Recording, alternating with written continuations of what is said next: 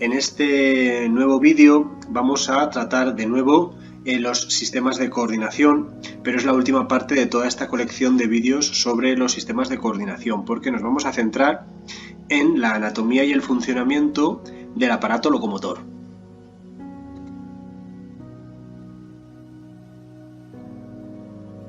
Como hemos visto en vídeos anteriores de este canal de YouTube, nos hemos centrado en las tres funciones vitales que definen a los seres vivos. Concretamente nos hemos centrado durante los últimos vídeos que hemos visto en la función de relación. Recordad que la función de nutrición estaba definida por estos aparatos: digestivo, circulatorio, respiratorio y excretor, y es en la función de relación donde nos estamos centrando últimamente. Hemos visto que son los sentidos los que recogen estímulos externos, en algunos casos también internos, que son procesados por los sistemas de coordinación, como el sistema nervioso y el sistema endocrino u hormonal, y ahora es el momento de transmitir toda esa información que ha sido procesada al aparato locomotor. En este esquema que tenemos aquí, en el que participaba, como he dicho anteriormente, el estímulo, receptor, centro nervioso y una respuesta que puede ser de dos tipos, glandular o muscular, nos vamos a centrar concretamente en esta parte de aquí, en cómo la respuesta que generan los centros nerviosos actúan sobre efectores musculares y por lo tanto se nos da una respuesta motora, es decir, un movimiento. El aparato locomotor, pues, es el encargado de llevar a cabo esa respuesta motora, que quiere decir, pues, cualquier tipo de movimiento se consideraría ya una respuesta motora y siempre voluntaria. Es decir, somos conscientes de que estamos llevando a cabo esa respuesta. El aparato locomotor, como os he dicho, está formado por dos sistemas. Es el sistema esquelético por una parte y el sistema muscular. Aquí tenemos una visión general, aunque más adelante nos vamos a centrar en cada uno de los dos sistemas, el esquelético por una parte y el muscular por otra parte, y analizaremos cuáles son los componentes y cómo funcionan. Empezaremos con el sistema esquelético, que está formado por dos partes: los huesos en general y las uniones entre los huesos, que se denominan articulaciones, y que al final de la explicación veremos cuáles son las partes más importantes de las articulaciones y los tipos de articulaciones. Además, hay que decir que el sistema esquelético tiene varias funciones.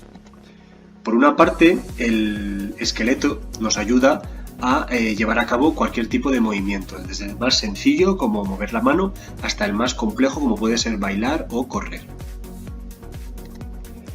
Además, el sistema esquelético también nos da forma y soporte, es decir, que todo nuestro cuerpo, la forma de todo nuestro cuerpo viene definida por el armazón interno que tenemos, que es toda la estructura ósea, toda la estructura esquelética. Podríamos decir que nuestro esqueleto es similar a los andamios de una casa. Por otra parte, muchos de los huesos del sistema esquelético también protegen a los órganos internos, órganos que además son muy importantes. Por ejemplo, el cerebro, órgano vital por excelencia, viene protegido por un hueso que es el cráneo. Y todos estos órganos que tenemos en la zona visceral, como pueden ser los pulmones, el corazón, el hígado, también es un órgano vital, pues cualquiera de estos órganos se encuentran protegidos por las costillas, por toda esta región torácica, y también por los huesos de la cadera, como veremos a continuación. En este caso, los huesos de la cadera, por ejemplo, de la pelvis, van a proteger a los riñones, vejiga, intestino, tanto delgado como grueso, etc. Y la caja torácica que hemos visto aquí, pues el resto de órganos. Así que es muy importante la función protectora del esqueleto. Y otra función también que siempre olvidamos del esqueleto es que al final el esqueleto es un almacén o una despensa donde acumulamos unas sustancias muy importantes para el funcionamiento de nuestro nuestro cuerpo humano, como pueden ser el calcio y el fósforo. Todo el calcio y el fósforo que ingerimos a través de los alimentos, después de llevar a cabo la digestión y de pasar a la sangre, el calcio y el fósforo se guarda en los huesos. En vídeos anteriores, cuando hemos hablado del sistema endocrino u hormonal, seguramente que recordáis que había varias hormonas que se encargaban precisamente de eso, de guardar el calcio en los huesos o de sacarlo de los huesos y devolverlo a la sangre cuando sea necesario, para poder utilizarlo en otras funciones. Y también es importante esta función de los huesos, y es que dentro de los huesos, concretamente en la médula ósea roja, que es el interior de los huesos largos, se producen las células sanguíneas, tanto los glóbulos rojos como los glóbulos blancos, la variedad de glóbulos blancos que había, linfocitos, etcétera, etcétera. Bueno, pues todos los glóbulos blancos, junto con los glóbulos rojos y las plaquetas, se producen en la médula ósea roja. Por lo tanto, importante tener en cuenta esta función. Dentro de los huesos se produce la sangre. Recordamos, por tanto, este resumen de las 5 funciones importantes del sistema esquelético o del esqueleto. Por una parte, gracias al esqueleto se puede llevar el movimiento corporal. El esqueleto además da forma, estructura y soporte a todo nuestro conjunto corporal. El esqueleto también protege determinados órganos vitales internos. El esqueleto es un almacén para determinadas sales minerales como pueden ser el calcio y el fósforo. Y por último, en el esqueleto se producen las células sanguíneas.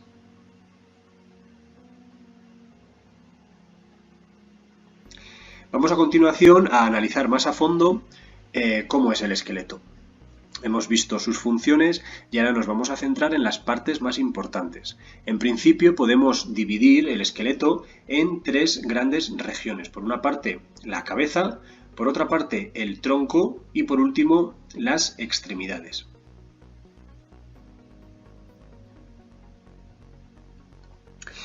Otra forma de clasificar el esqueleto es dividiéndolo en 2 partes, el esqueleto axial y el esqueleto apendicular. El esqueleto axial hace referencia a los huesos que forman el eje del cuerpo. Aquí lo tenemos, la cabeza, columna vertebral, caja torácica. Digamos que esto es el eje del cuerpo, el eje vertical del cuerpo, y esta región se denomina esqueleto axial. Mientras que por otra parte tenemos el esqueleto apendicular, que lo forman exclusivamente las extremidades. Las extremidades, que aquí las tenemos marcadas en rojo. En rojo tendríamos el esqueleto apendicular, es decir, los huesos que forman parte de los brazos y los huesos que forman parte de las piernas. Mientras que en blanco tenemos el esqueleto axial. Y en este caso igual. En este caso, como os he dicho anteriormente, es el esqueleto axial, y junto al esqueleto axial tendremos, en este otro caso de azul, el esqueleto apendicular, las extremidades superiores y las extremidades inferiores. Vamos a centrarnos en el esqueleto axial, en el que vamos a encontrar estas 3 regiones: el cráneo, la caja torácica y la columna vertebral. Empezaremos por el cráneo, porque dentro del cráneo vamos a diferenciar distintas partes y distintos huesos. Como podéis ver aquí, en perfil y de manera frontal, vamos a reconocer estos huesos que son extremadamente importantes porque, como he dicho anteriormente, tienen una función protectora, ya que dentro se encuentra el encéfalo. Entonces, en el cráneo destaca el hueso frontal, que forma parte de la frente, el hueso parietal, el hueso occipital, que es el que tenemos atrás en la región de la nuca, y el hueso temporal, que tenemos 2, uno a cada lado. Por otra parte, en la zona frontal del cráneo encontramos los denominados huesos de la cara, como puede ser el hueso nasal, que forma el tabique de la nariz, el hueso maxilar, que forma parte de la mandíbula superior, la mandíbula inferior, y otros huesos por aquí, como puede ser el hueso cigomático, que es el que forma los pómulos de la cara.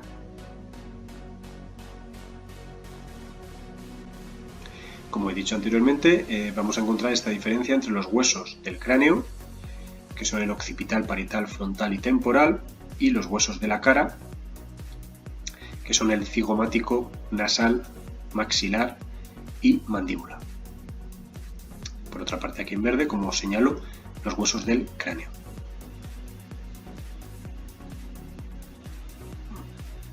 Además, si tenemos una vista inferior del cráneo, es decir, si miramos el cráneo por debajo, que es lo que estamos viendo en esta imagen, y además retiramos la mandíbula, observaremos, bueno, no es necesario, para observar este agujero de aquí no es necesario retirar la mandíbula, pero os lo comento para que veáis que en este caso solamente tenemos los dientes de la mandíbula superior, ¿de acuerdo? La mandíbula inferior con la dentadura inferior la hemos quitado y por eso se ve simplemente la mandíbula superior.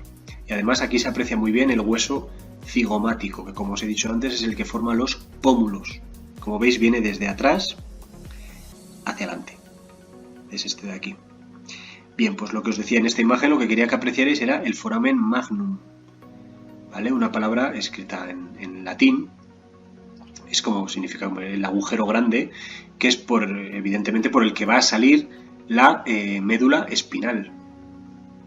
Del interior del cráneo, que es donde reside el encéfalo, saldrá la médula espinal y sale por este agujero, por el foramen magnum.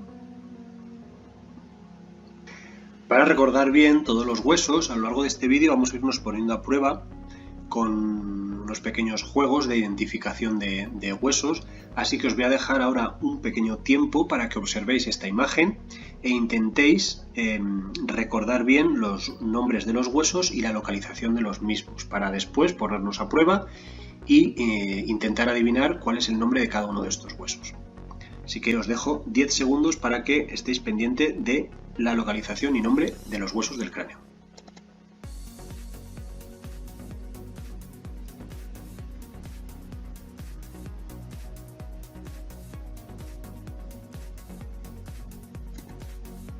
Bien, una vez que los habéis estado mirando, os propongo estas imágenes para ver si sabéis reconocer cuál es el hueso que está señalizado en cada uno de los cráneos.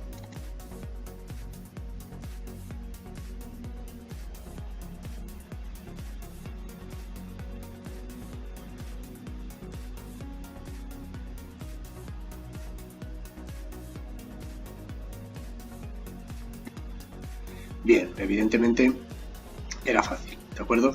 Esto lo desarrollaremos a lo largo del vídeo, pero en este caso lo teníamos fácil, porque ya os he repetido muchas veces que el hueso que forma la frente era el frontal, el hueso mayoritario que forma parte del cráneo es el parietal, tanto a un lado como a otro del cráneo, aquí lo vemos, y el que ocupaba la parte posterior del cráneo, lo que conocemos o denominamos como nuca, sería el occipital, y por último los dos huesos temporales que están a cada lado del cráneo serían estos dos de aquí, el temporal derecho y el temporal izquierdo. Bien, sigamos.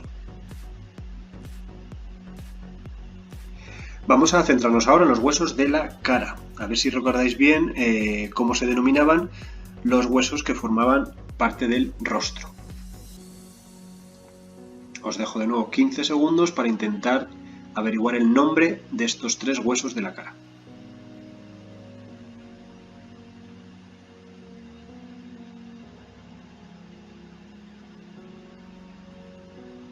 Bueno, fácil. Eran el maxilar superior, evidentemente, que es el que forma parte de la mandíbula superior, que es inmóvil. Después tenemos el maxilar inferior, móvil, lo utilizamos para llevar a cabo la masticación, también se denomina comúnmente la mandíbula. Y por último, el que forma parte de la nariz, el tabique nasal, que es el hueso nasal.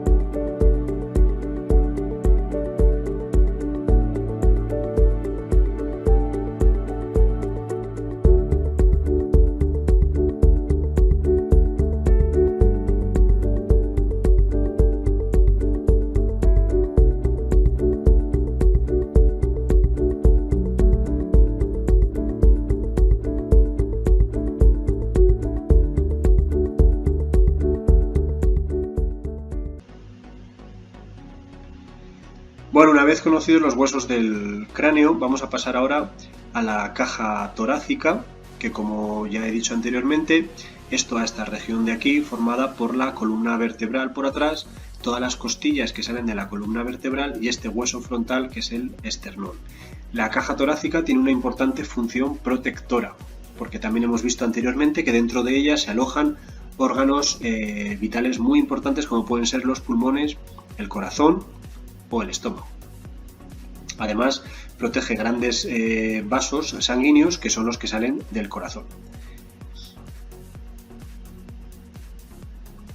Justo por debajo de la caja torácica, que como veis se encuentra cerrándola por la parte inferior, se localiza un músculo muy importante que es el diafragma y que lo que hace es ayudar a que se lleve a cabo la respiración.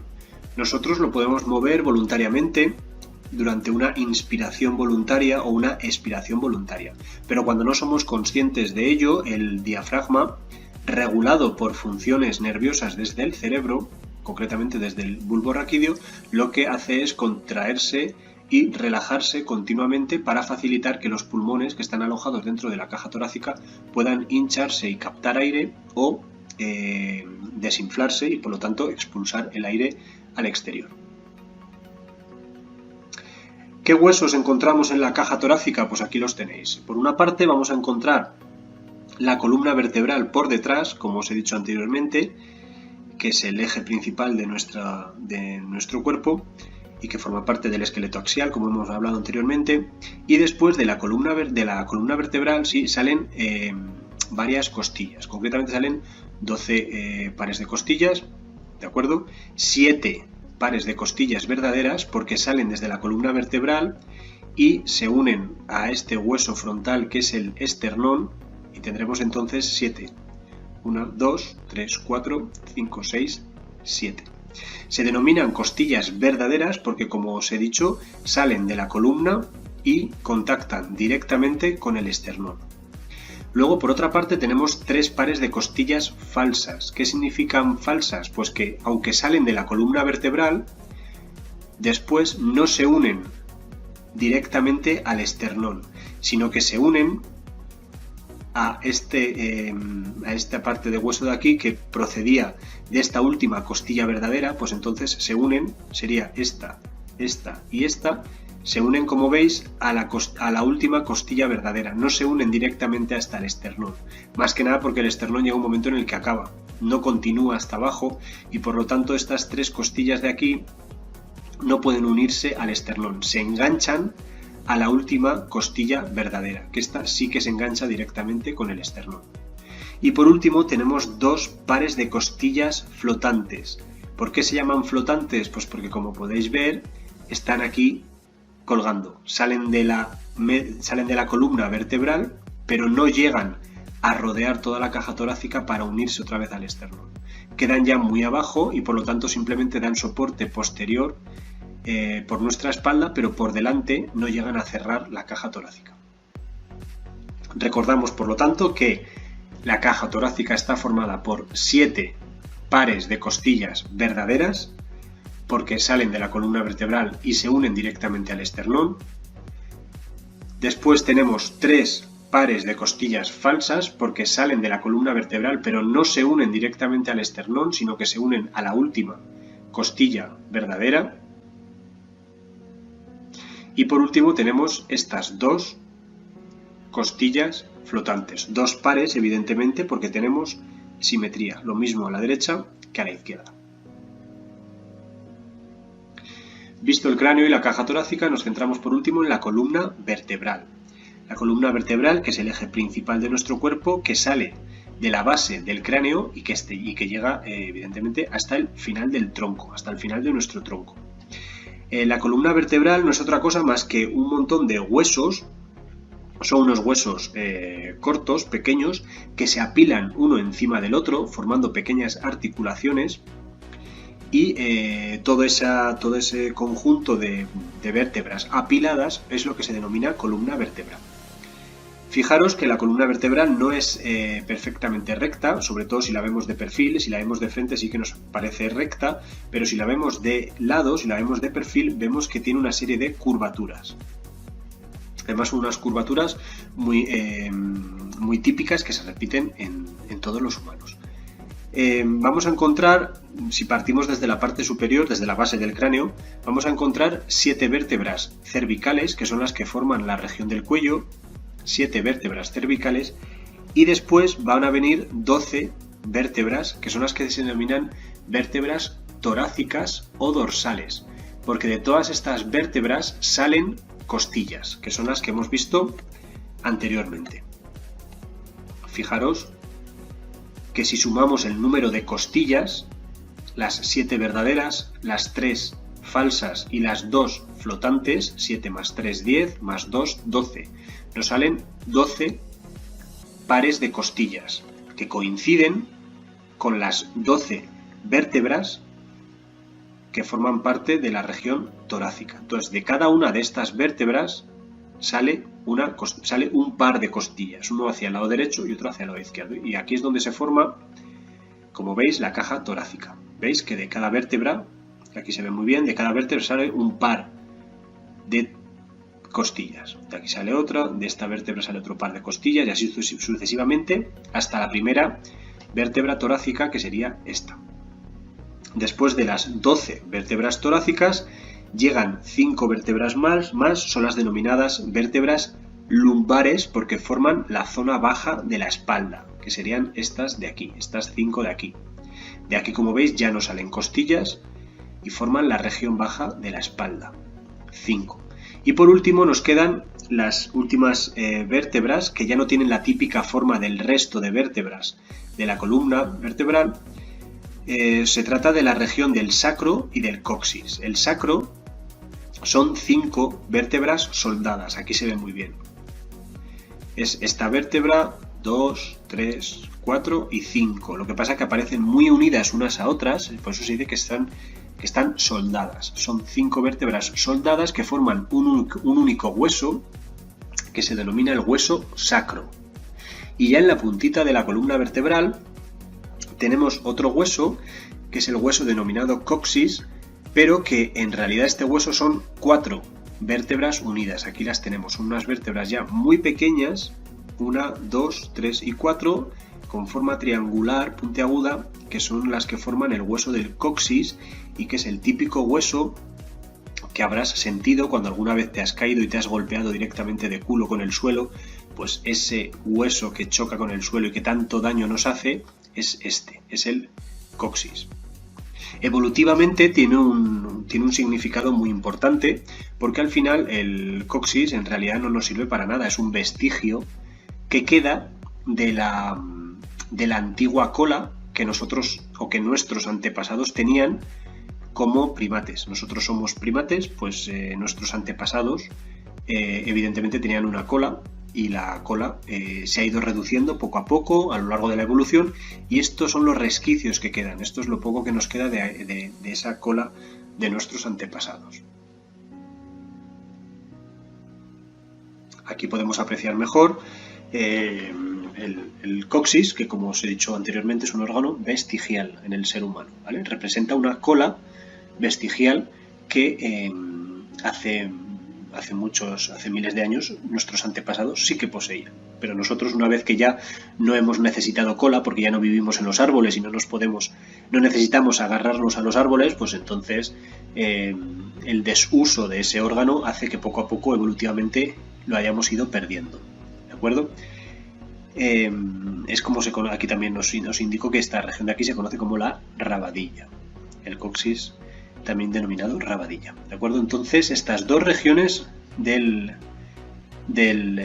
final de la columna vertebral es importante porque no es un único hueso, son varias vértebras unidas y soldadas. Por una parte el hueso sacro y por otra parte el hueso coxis. Como curiosidad hay que decir que los humanos podemos nacer con cola. Y además a esta rara formación se le llama cola vestigial. Evidentemente esta fotografía no la tenéis en cuenta porque es un montaje, pero haceros a la idea de cómo quedaría un ser humano si tuviera cola. En estos casos en los que realmente se descubren bebés que nacen con una pequeña protuberancia aquí, con una pequeña cola vestigial, pues al ser descubierta a la hora de nacer se le puede extirpar y con una pequeña cirugía se extirpa y se soluciona.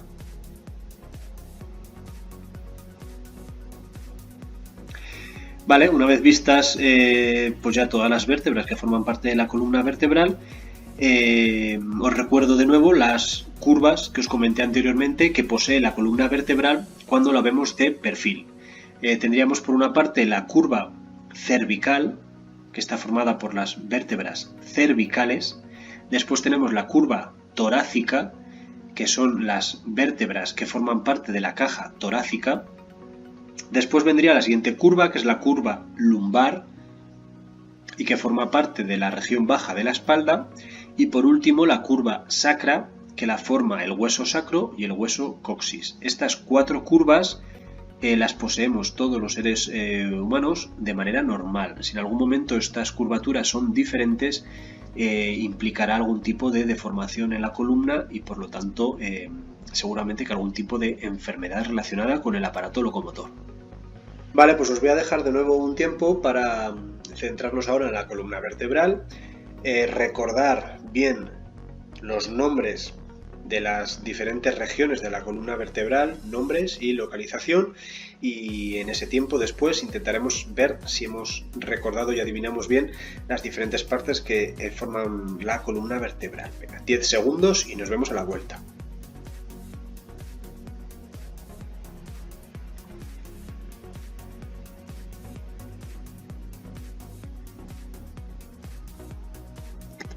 Bien, tiempo agotado. Vamos a ver si en estos 15 segundos sabemos reconocer los nombres de estas regiones de la columna vertebral.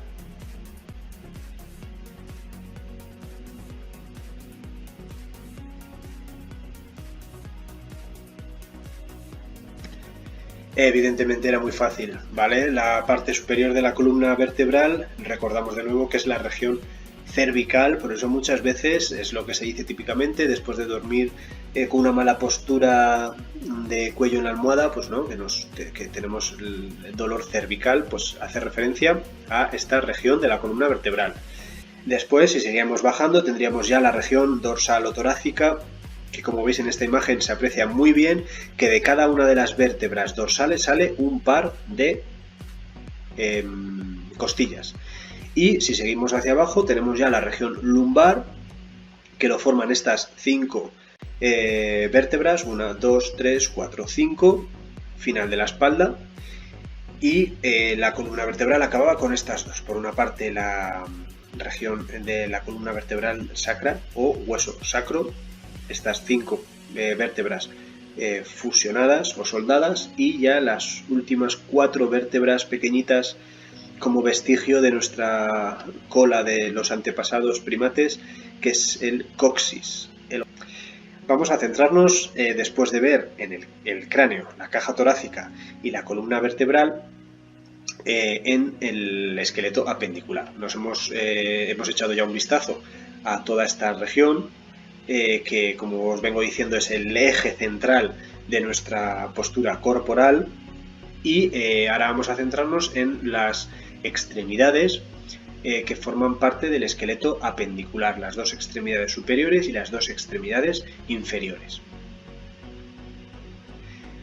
Vamos a diferenciar distintas partes de las extremidades superiores. Previa a la extremidad superior vamos a hablar de la cintura escapular, que sería la región que une la extremidad superior con el tronco, y después nos vamos a centrar en la extremidad inferior y en la cintura pélvica, que es la región que une, o la región donde se une la extremidad inferior con, de nuevo, el tronco. Si nos centramos primero en la cintura escapular y en la extremidad superior, vamos a hablar de los huesos más conocidos de toda esta región. Por una parte tenemos la clavícula, que es este hueso alargado que se une al omóplato o escápula, un hueso plano, y al húmero. Estos 3 huesos forman lo que se denomina como cintura escapular. Clavícula, omóplato o escápula y el húmero.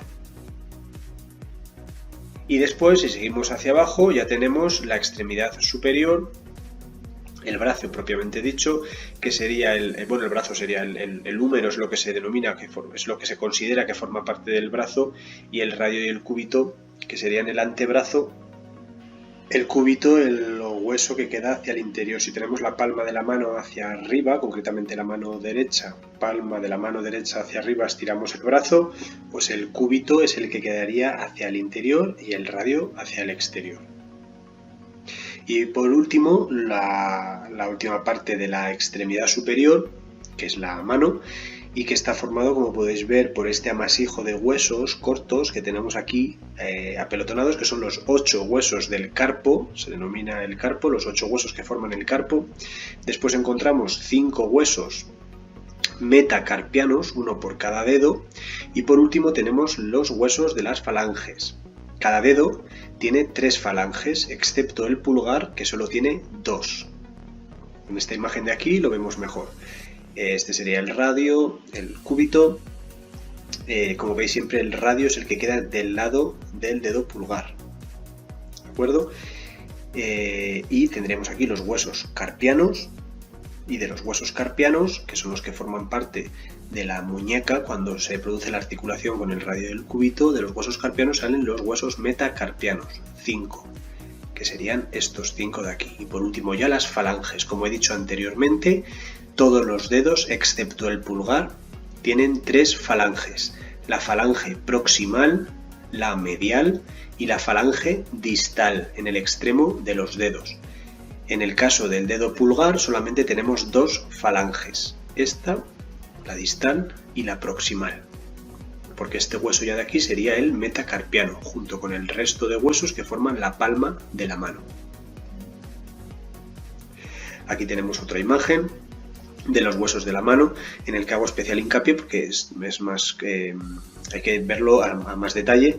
Aquí tenemos otra vez los 8 huesos del carpo: el trapecio, trapezoide, grande, el ganchoso, pisiforme, piramidal, semilunar y escafoides. No es necesario conocer los huesos, pero para que veáis la particularidad de que hasta los huesos más pequeños tienen su nombre propio. Aquí también se aprecia perfectamente por colores los huesos metacarpianos y los de la falange. Concretamente, en verde están los de la falange proximal y en rojo las falanges distales. Como veis, la falange media falta en el caso del dedo pulgar. Bien, pues vista la extremidad superior y la cintura escapular, nos vamos a centrar en la extremidad inferior con su cintura pélvica, que es la región que la une al eje axial al esqueleto axial de nuestro cuerpo. De la extremidad inferior vamos a destacar estos huesos. Si nos centramos primero en la cintura pélvica, que es esta región de aquí, vamos a encontrar el hueso coxal. El hueso coxal, que a su vez está formado por otros 3 huesos y que están unidos entre sí, están soldados entre sí. Se trata del hueso ilion, del pubis y del isquion. Ilion, pubis, isquion, y los 3 huesos unidos forman el hueso coxal, la mitad del hueso coxal, porque luego tendríamos por aquí la otra mitad, que como veis los 2 huesos coxales están unidos por esta parte de aquí. Entonces, hueso coxal formado por ilion, pubis e isquion. Y de esta cintura pélvica sale ya el hueso más largo del cuerpo humano. Se trata del fémur. Y a continuación llegarían ya la tibia y el peroné. Por último, al final de tibia y peroné encontramos de nuevo los huesos del tarso, otro amasijo de huesos pequeños, cortos, en este caso 7, si recordáis en el caso de la mano eran 8, pero en este caso son los 7 huesos del tarso, del que parten 5 huesos metatarsianos y por último las falanges. Cada dedo de nuevo tiene 3 falanges, excepto el dedo pulgar, que solamente tiene 2. Aquí las vemos más al detalle. Estarían los 7 huesos del tarso, los 7 huesos tarsos, después llegarían los 5 metatarsos y por último las falanges, que como veis en todos los dedos hay 3 falanges excepto en el dedo pulgar, que solamente tenemos 2. Una visión más similar a la que hemos visto anteriormente de la mano, con todos los huesos indicados por colores, ¿de acuerdo? Todos los de color morado son los tarsianos o huesos del tarso, metatarsianos, falange proximal, falange medial, en todos excepto el pulgar, y por último las falanges distales. Bien, hasta aquí hemos conseguido tener una visión generalizada de todo el esqueleto, de todos los huesos más destacados e importantes del sistema esquelético. Vamos a conocer ahora un poquito más del hueso en concreto, del hueso como órgano, porque los huesos son órganos que están vivos, están formados por tejido óseo, y como hemos dicho en vídeos anteriores, los tejidos evidentemente están formados por células vivas. Por lo tanto, vamos a intentar quitarnos esa idea de la cabeza de que el hueso es una parte muerta de nuestro cuerpo, que simplemente es como una estructura que da soporte al resto del cuerpo. Los huesos están formados por células, y además células vivas que necesitan nutrirse, oxigenarse, etcétera, etcétera. Sí que se da la particularidad de que los huesos están formados por un tejido especial de consistencia dura, porque en ellos se acumula calcio, fósforo y una proteína muy importante denominada colágeno. Como siempre ocurre en ciencias, vamos a proceder a clasificar, en este caso a clasificar los huesos, para tener una visión un poco más general de los tipos de huesos con los que nos vamos a encontrar. Y la clasificación se va a basar en la forma de los huesos, que es la más sencilla y la más visual. Vamos a tener huesos largos, huesos planos y huesos cortos. Y aquí tenéis un ejemplo de cada uno de los huesos. En los huesos largos, el ejemplo típico es el húmero, como os he dicho antes, el hueso más largo del cuerpo humano, forma parte de la pierna. Dentro de los huesos planos destaca el omóplato o la escápula, en la parte superior de la espalda a ambos lados, y dentro de los huesos cortos estarían las vértebras, por ejemplo. No hay nada más que explicar, largo, plano y corto hace referencia exclusivamente a su forma. Concretamente, los huesos largos, como su propio nombre dice, de forma alargada y cilíndrica, tienen una función principal, que es la de proporcionar sostén. Son alargados precisamente para dar forma a nuestra verticalidad, y además participan activamente en nuestro movimiento, porque generalmente a los huesos largos se van a unir los músculos, que más adelante los veremos, y conjuntamente el hueso junto con el músculo va a participar en el movimiento y va a permitir que nos podamos mover.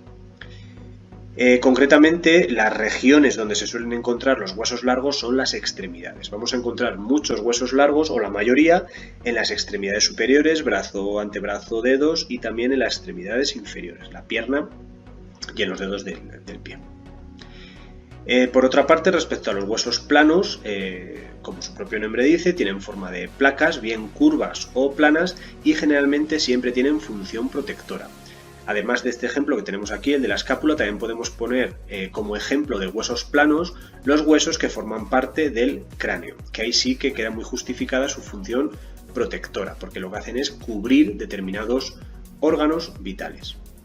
Y por último, poco que decir respecto a los huesos cortos, es que tienen una forma cúbica o redondeada y no destaca ninguna otra dimensión sobre otra. Por eso se dice que son cortos. Si nos centramos en los huesos largos, vamos a diferenciar además diferentes partes.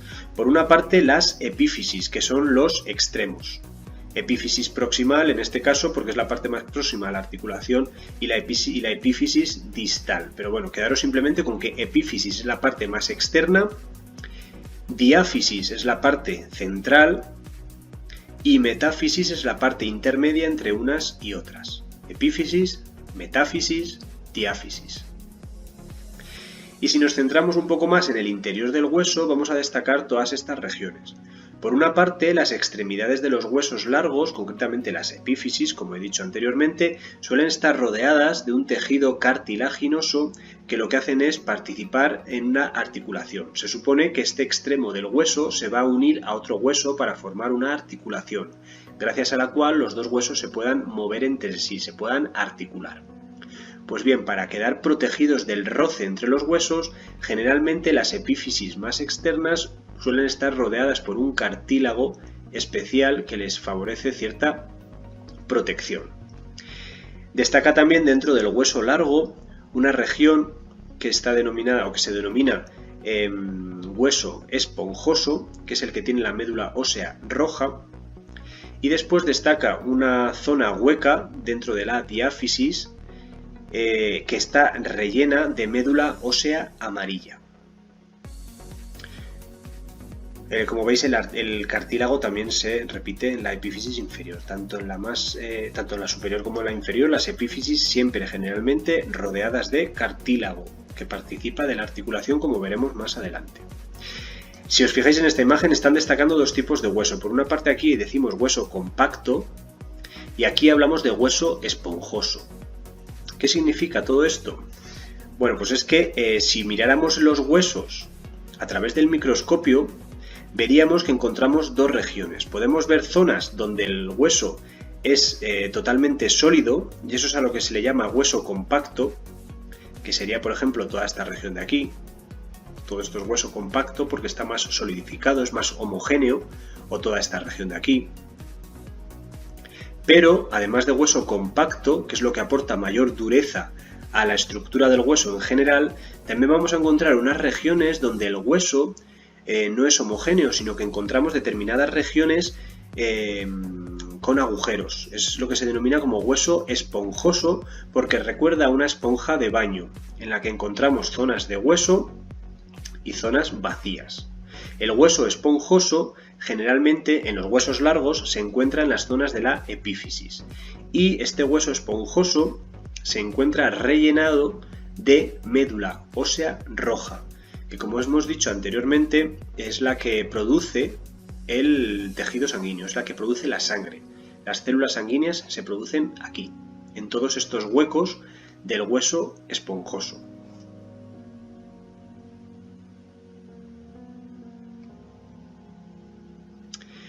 Los huesos a lo largo de nuestra vida crecen en longitud hasta que llegamos a una edad adulta.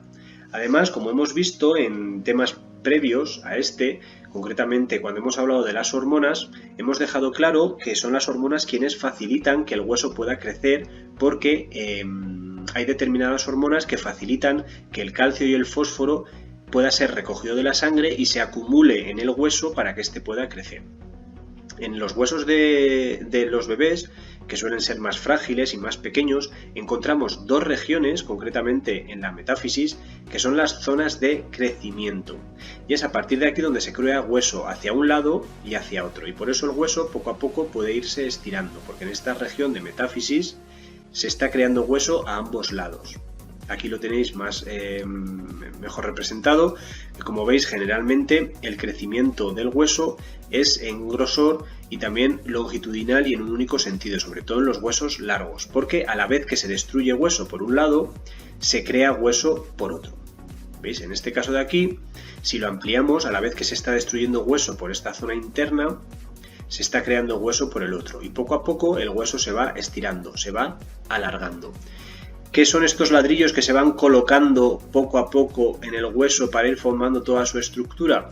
Pues no es otra cosa más que esto, todas estas sales minerales, que son las que forman la estructura del hueso: el magnesio, el calcio y el fósforo. Estos tres componentes minerales son los principales componentes de los huesos de nuestro cuerpo.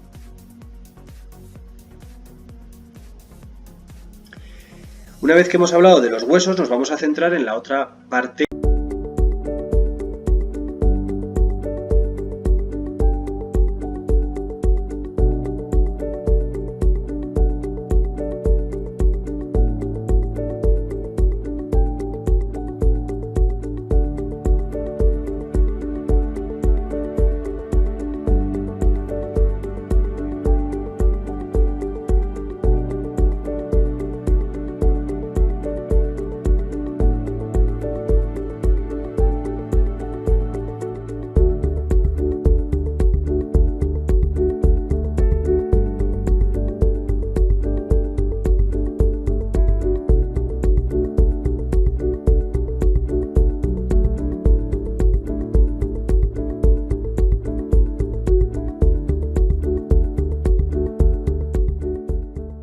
importante del sistema esquelético, que son las articulaciones.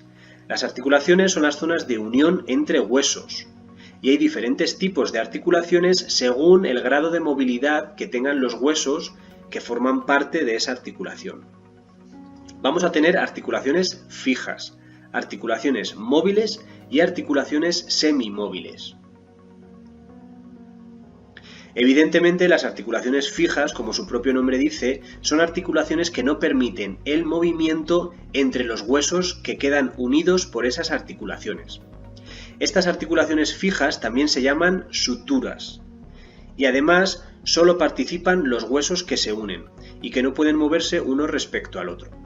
Su unión es muy sólida y hace que cree esta estructura que tan típicamente sirve para llevar a cabo la protección de determinados órganos, como en este caso, que es el cráneo, que protege al encéfalo y que, como veis, entre este hueso y este hueso se forma una articulación o una sutura totalmente sólida que impide que este hueso y este hueso se puedan mover entre sí, o entre este y este. Si intentamos recordar los nombres de los huesos del cráneo que estamos viendo en esta imagen, este, ya que esto se trata de la parte posterior del cráneo, sería el hueso occipital, mientras que este sería el hueso parietal. Este sería el otro hueso parietal, el del otro lado. Pues entre el hueso parietal y el hueso occipital tenemos una articulación fija o una sutura, o lo mismo entre los dos huesos parietales, el derecho y el izquierdo, que también están unidos por una sutura. Se trata de una articulación fija e inmóvil.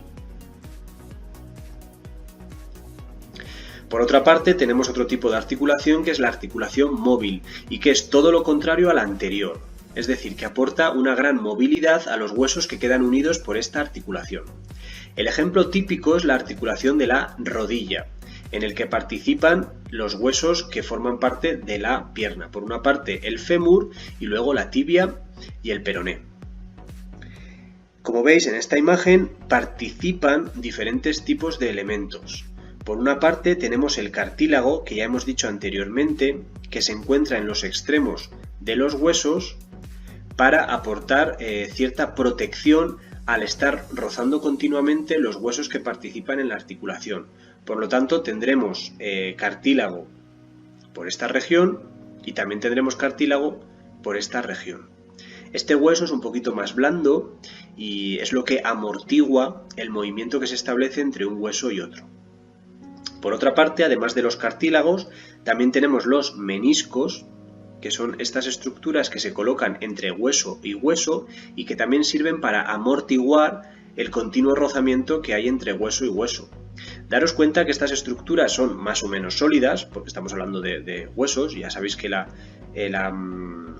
estructura del hueso es sólida, y si estamos continuamente rozando un hueso sobre el otro a lo largo de toda nuestra vida, es normal que poco a poco se vaya desgastando. Por eso son tan importantes estas estructuras, el cartílago y los meniscos, que lo que hacen es proteger ese continuo rozamiento y dar cierta flexibilidad a la hora de llevar a cabo el movimiento de la articulación, ¿vale? Que toda la articulación funcione de una manera más suave. Pues todos estos elementos participan de ello.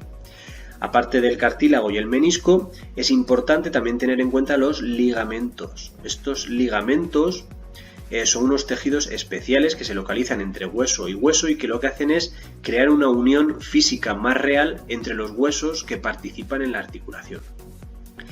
Y por último tenemos esta otra zona de aquí, que aquí no se visualiza porque en realidad el dibujo nos lo corta, pero la cápsula sinovial estaría formada por esta estructura de aquí que llegaría hasta el final y también la tendríamos al otro lado. Y lo que haría sería un poquito encerrar a la articulación de tal manera que dentro haya también un líquido sinovial. ¿De acuerdo? La cavidad articular sería esta, que está rodeada por esta cápsula sinovial hacia un lado y hacia otro. Por aquí también tendríamos otra cápsula, de tal manera que todo quede cerradito y dentro haya un líquido sinovial que os podéis imaginar para qué sirve. Ese líquido se trata de un líquido formado mayormente por agua y por proteína y tiene un aspecto líquido, mucoso, y lo que hace es lubrica toda esta articulación para que el movimiento se pueda hacer perfecto y limpio. Veis, aquí tenemos otra imagen con los huesos que participan en la articulación de la rodilla, el fémur por un lado, la tibia y el peroné, que sería este otro de aquí, y el resto de componentes de la articulación, como el cartílago o los meniscos. Aparece en este dibujo además también la rótula, que sería otro cuarto hueso que participa en la articulación y lo que hace es proteger. Es muy importante la articulación de la rodilla. Daros cuenta que participa en el movimiento de la pierna. Estamos continuamente moviendo y articulando la pierna porque, entre otras cosas, los humanos somos seres bípedos, es decir, que caminamos de pie y, por lo tanto, en el movimiento en este movimiento estamos continuamente flexionando la rodilla. Si andáramos a cuatro patas, nuestras extremidades anteriores también nos ayudarían a mantener o a sostener el cuerpo, pero en este caso, al tratarse de seres bípedos que andamos de pie, pues todo el peso del cuerpo recae en las extremidades inferiores y por lo tanto a la hora de ir caminando la rodilla adquiere una importancia muy grande. Es importante protegerla y por eso hay un hueso que es la rótula, que os la podéis tocar perfectamente al tocaros la rodilla, que protege a esta articulación, porque en el caso de caernos, por ejemplo, apoyamos la rótula directamente en el suelo, en vez de dejar esta articulación al aire. Bien vistas las articulaciones fijas o suturas y las articulaciones móviles, nos queda por ver unas articulaciones que están a medio camino entre unas y otras. Son las articulaciones semimóviles. ¿Qué significa esto? Pues que no terminan de tener una articulación perfecta entre hueso y hueso, sino que aportan cierta movilidad. Esto es lo que ocurre entre las vértebras de la columna vertebral. Si os fijáis, aquí tenemos una vértebra y aquí tendríamos otra. Pues bien, entre vértebra y vértebra no se produce un gran movimiento, no se produce un movimiento muy extenso, sino que se produce simplemente un leve movimiento entre una y otra. Lo que pasa que si sumamos una vértebra más otra, más otra, más otra, más otra, más otra, y todas hacen un pequeño movimiento, al final conseguimos que toda la estructura pueda tener cierta flexibilidad y cierto movimiento, cierto margen de movimiento en el espacio. ¿Vale? Por eso se dice que las articulaciones semimóviles aportan cierta movilidad, pero no se puede decir que sean móviles completas porque no entre vértebra y vértebra no hay un giro perfecto de 90 grados, incluso de 180 hacia los lados. Hasta aquí hemos visto, por tanto, el sistema esquelético. Hemos visto los huesos que forman parte del sistema esquelético, bien de la cabeza, del tronco y de las extremidades. Muy importante que conozcáis los huesos más destacados, además los trabajaremos en clase, y después hemos visto cómo son los huesos, tanto por fuera como por dentro, cómo es el tejido que forma el hueso, cuáles son las partes de los huesos, especialmente de los huesos largos, y por último hemos visto cómo son las articulaciones y qué tipo de articulaciones existen en el cuerpo humano. En lo que nos vamos a centrar en lo que queda en el resto de vídeo es en el sistema muscular, en los músculos. El sistema muscular va a estar formado no solamente por los músculos esqueléticos, sino por una serie de tejidos que veremos más adelante. Pero en esencia podemos decir que los músculos esqueléticos son los que forman el sistema muscular. Es importante recordar los tres tipos de músculos que existen en el cuerpo humano. Por una parte estaba el tejido muscular estriado cardíaco, que se denominaba estriado porque, como veis, se aprecian diferentes estrías. Es como si estuviera rayado. Y también se llama cardíaco porque evidentemente forma parte del corazón. Este tipo de tejido muscular tenía o desarrollaba un movimiento involuntario, porque evidentemente nosotros no podemos mover a voluntad nuestro corazón, se mueve de manera involuntaria. Por otra parte teníamos el tejido muscular liso. Se denomina liso porque, si veis, las células no tienen las típicas estrías que hemos visto en los casos anteriores, por eso se dice que es liso. Y además también participa en aquellos movimientos involuntarios, aquellos movimientos que nosotros no somos conscientes de que se están llevando a cabo. O bueno, somos conscientes, pero nosotros no podemos moverlos a voluntad. Esto es lo que pasa con el tejido muscular del estómago. Somos conscientes de que el estómago en algún momento se está moviendo porque lo sentimos, pero nosotros no lo podemos mover. Nosotros no podemos hacer que las paredes del estómago se muevan para llevar a cabo la digestión. ¿De acuerdo? Entonces eso es un tejido muscular liso, pero que no forma parte del sistema muscular del aparato locomotor. El único músculo que forma parte del aparato locomotor son aquellos, o es aquel que está formado por tejido muscular esquelético, que como veis también es estriado, pero que lo va a formar los músculos propiamente dichos, los denominados músculos esqueléticos, y se llaman músculos esqueléticos porque siempre van a estar asociados al esqueleto. Su función siempre va a ir asociada al esqueleto. Si un músculo nunca está unido a un hueso, el músculo no va a tener sentido, no va a llevar a cabo su función de manera adecuada. Como he dicho anteriormente, el sistema muscular estaba formado por los músculos esqueléticos, pero también por otros tejidos asociados al músculo esquelético, como son los tendones.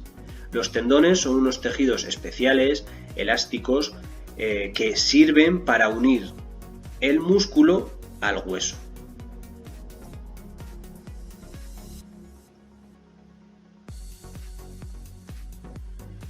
Vamos a conocer algunos de los músculos más importantes que forman parte del cuerpo humano. Se pueden distinguir diferentes regiones musculares y nos vamos a centrar en esas tres regiones que estáis viendo. Por una parte hablaremos de los músculos de la cabeza y del cuello, después nos centraremos en la musculatura del tronco y por último hablaremos de los músculos de las extremidades. Vamos a destacar unos pocos de los muchos músculos que forman la cara. Daros cuenta que la cara es muy expresiva y siempre que expresamos algún gesto con la cara es porque participan muchos músculos, pero simplemente nos vamos a centrar en algunos que son muy conocidos, son comunes y que además sirven para hacer gestos muy típicos. Por una parte tenemos aquí el músculo frontal, que se va a poner en funcionamiento, por ejemplo, cuando levantamos la ceja. Al levantar la ceja estamos contrayendo o relajando el músculo frontal. También destaca por su importancia el músculo masetero, que es el músculo que utilizamos a la hora de masticar. Cuando estamos masticando, estamos contrayendo y relajando este músculo y así hacemos que la mandíbula pueda subir o bajar. Es muy importante también el músculo esternocleidomastoideo, difícil de pronunciar, pero también muy importante porque, como veis, es esta región de aquí y lo que va a facilitar es el movimiento de la cabeza, es el movimiento de la cabeza sostenida sobre el cuello. Entonces, siempre que hagamos algún movimiento de cabeza, el músculo esternocleidomastoideo está implicado en ese movimiento. Por otra parte, también destacan los músculos orbiculares del ojo, que son los músculos que rodean los ojos y que sirven para llevar a cabo cualquier movimiento del ojo, como bien puede ser el parpadeo. También destaca el músculo nasal, que lo utilizamos para hacer cualquier gesto con la nariz. Y por último, los músculos risorios que rodean los labios y que sirven para hacer, por ejemplo, el típico gesto de lanzar un beso.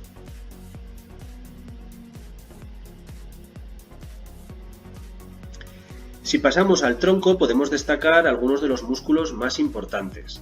Por una parte tenemos los músculos del pecho o el pectoral mayor y también tenemos los músculos rectos del abdomen, que son los que nosotros podemos ejercitar al hacer ejercicios de abdominales, pues son los rectos del abdomen. Si echamos un vistazo al tronco por detrás, destaca el músculo dorsal, que es el que forma mayoritariamente toda la espalda baja, y también el músculo trapecio, que es el que utilizamos, por ejemplo, para levantar o bajar los hombros.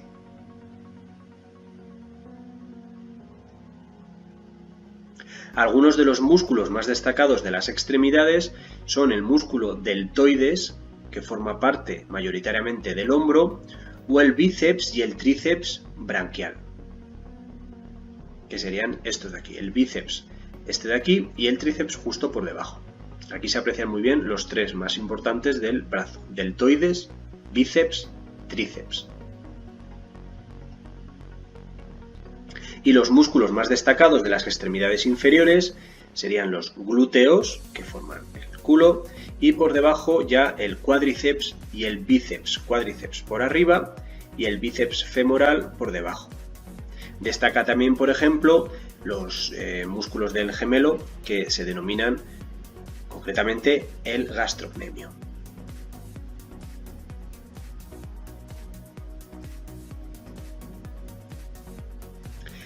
Hasta aquí hemos visto los músculos más destacados. Evidentemente el sistema muscular es mucho más complejo. Existen gran cantidad de músculos. No hay más que ver estos dibujos y todos los haces musculares que encontramos por todas las regiones de nuestro cuerpo. Tanto la frontal interna como después la musculatura frontal externa que recubre a la interna. Y por detrás lo mismo. Tenemos una musculatura dorsal externa, pero que no hace otra cosa más que cubrir a todos los músculos que están por debajo. Pero bueno, hasta lo que hemos visto hasta aquí es quizá los músculos más representativos o los músculos más importantes que pueden tener una función más destacada en los movimientos de nuestro cuerpo.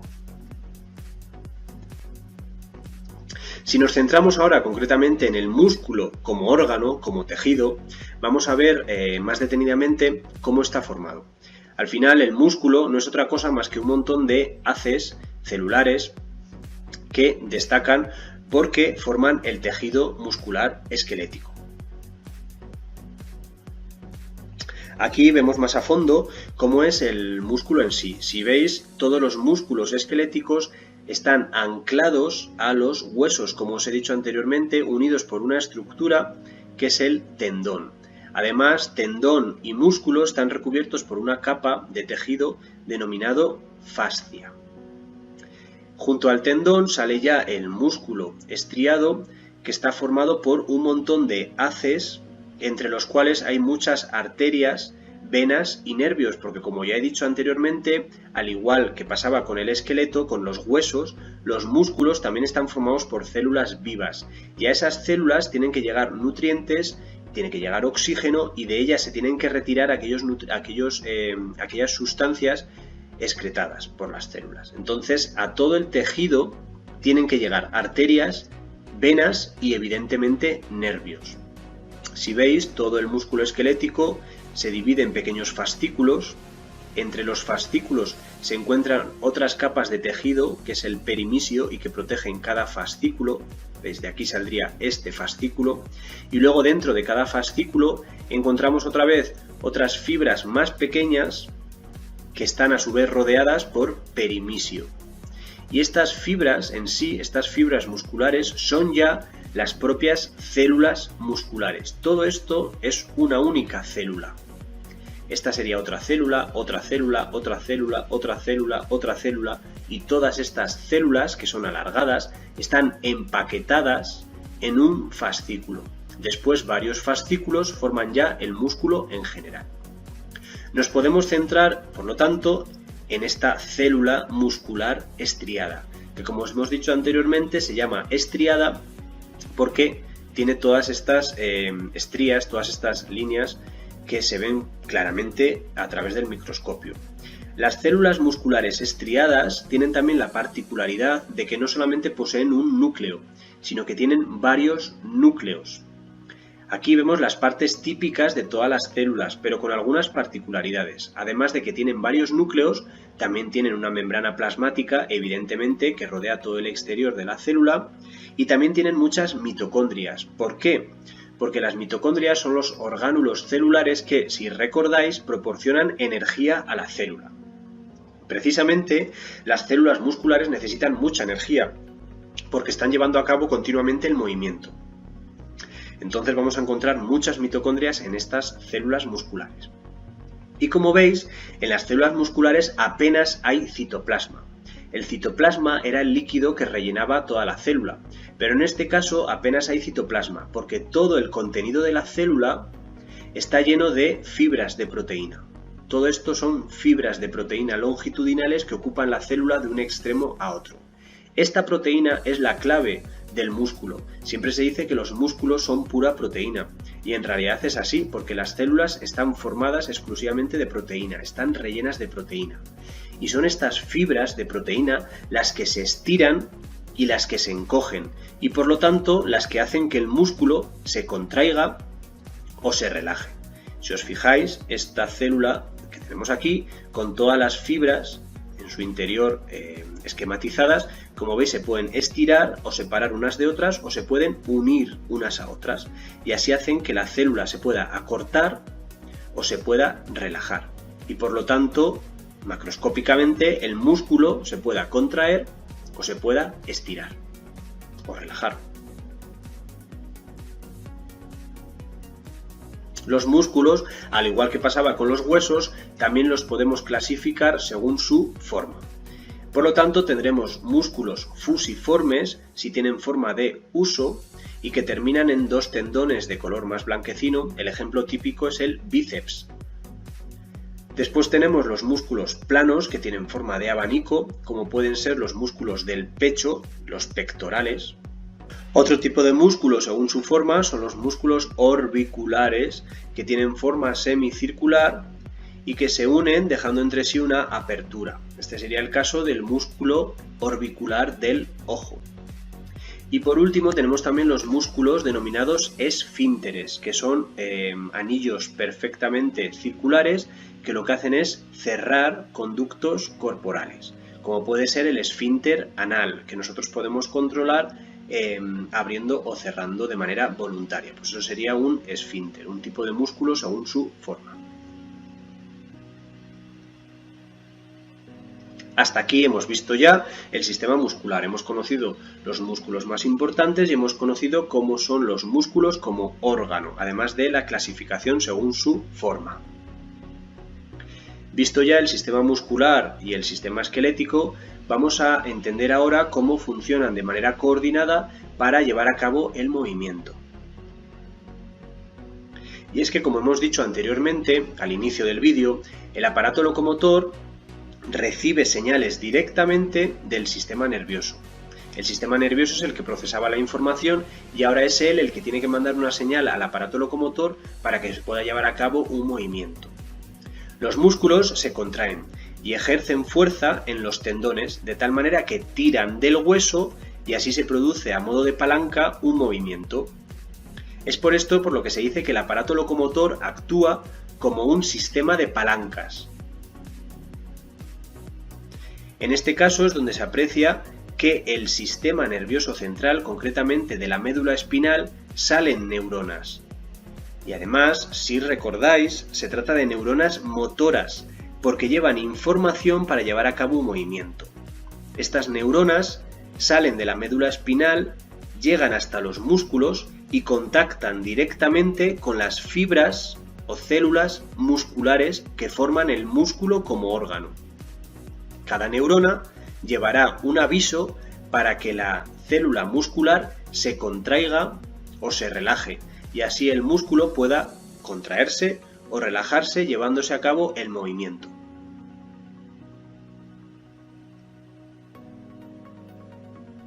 En los músculos siempre va a haber una acción antagónica, es decir, una acción contraria. Generalmente, cuando uno se contraiga, el otro se relajará, y es lo que pasa en el caso del brazo. Por ejemplo, cuando el tríceps se contrae, el bíceps está relajado, pero cuando levantamos el brazo para que el bíceps se contraiga, es el tríceps el que se relaja. En esta imagen se puede apreciar claramente el movimiento antagonista de diferentes parejas de músculos. Cuando uno se contrae, como en este caso, el otro se relaja y viceversa.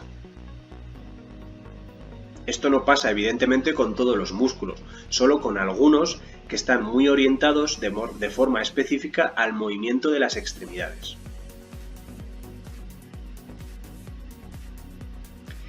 Nos vamos a centrar en las palancas que pueden servirnos de ejemplo a la hora de entender cómo funciona el aparato locomotor. Una palanca no es otra cosa más que estas estructuras típicas en las que interviene una resistencia, una potencia y un apoyo. En este caso el punto de apoyo va a servir de equilibrio entre la resistencia y la potencia. La potencia va a ser una fuerza que va a ir en contra siempre de la resistencia. Entonces, estas palancas son las típicas que podemos utilizar para entender las diferentes combinaciones que se producen con los huesos y con los músculos del aparato locomotor. Vamos a empezar con el primer tipo de palanca. En el primer tipo de palanca, la denominada palanca tipo 1, como veis, el punto de apoyo está en el centro. La resistencia está en un extremo y para tirar de la resistencia, para vencer la resistencia, ejercemos la potencia en el otro caso. Si observamos esto, que es como los típicos balancines de los parques de juegos de niños, la resistencia estaría en un extremo, estaría abajo, y para nosotros intentar levantar la resistencia haríamos fuerza aquí. Esta sería la potencia, y al tirar de la potencia hacia abajo podríamos levantar la resistencia hacia arriba. Esta típica palanca es la que ocurre en la articulación, por ejemplo, del cuello. Fijaros en este caso que el punto de apoyo lo tendríamos en el centro, el punto de apoyo sería la columna vertebral y la resistencia sería el peso de toda nuestra cara. Si nosotros dejamos la cabeza muerta, o sea, si dejamos la articulación del cuello muerta, evidentemente lo primero que ocurre es que la cabeza se nos cae hacia abajo. ¿Por qué? Porque todo este peso actúa de resistencia y por inercia cae hacia abajo. ¿Qué tenemos que hacer para levantar todo este peso? Pues tirar de esta potencia. Por eso tenemos aquí los músculos del cuello que al contraerse tiran hacia abajo y toda esta resistencia se levanta hacia arriba. Este equilibrio continuo en el punto de apoyo hace que o permite los movimientos de la cabeza, los movimientos del cuello. Por otra parte tenemos la palanca tipo 2. En la palanca tipo 2 el punto de apoyo está en un extremo, mientras que la resistencia está en el centro. ¿Cómo podemos levantar esa resistencia? Pues generando una potencia aquí hacia arriba y levantando el peso. Esto es lo que ocurre, por ejemplo, en el caso de la pierna. Cuando nosotros nos ponemos de puntillas, el extremo del pie sería el punto de apoyo. Y todo el peso de nuestro cuerpo quedaría localizado en el centro. Cuando estamos haciendo el ejercicio típico que vemos en esta imagen y levantamos el pie hacia arriba, estamos tirando de los músculos de los gemelos, de tal manera que estos son los que generan la potencia hacia arriba para levantar todo el peso del cuerpo que queda entre el músculo que genera la potencia y el punto de apoyo.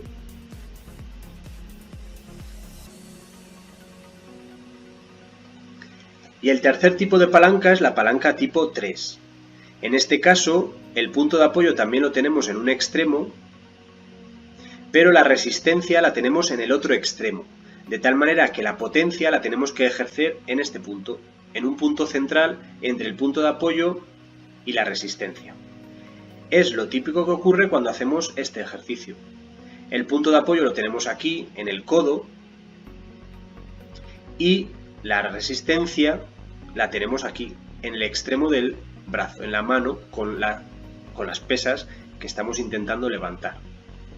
¿Dónde tiene que estar, por lo tanto, la potencia? Pues entre el límite, entre el punto de apoyo y la pesa, el músculo central, que ese sería el bíceps que tira de esta parte de aquí para levantar la resistencia. Aquí tendremos de nuevo representado lo mismo que aquí. Tenemos el punto de apoyo que sería el codo, que está apoyado aquí en la pierna. Aquí tendríamos la resistencia, que serían las pesas, y que el sistema lo tiraría hacia abajo. Y por lo tanto, este músculo de aquí, que es el bíceps, y que está, como veis, anclado mediante este tendón a una zona intermedia entre el punto de apoyo y la resistencia, pues el bíceps se contrae y conseguimos tirar toda esta región y levantar esta resistencia. Esta sería la palanca tipo 3.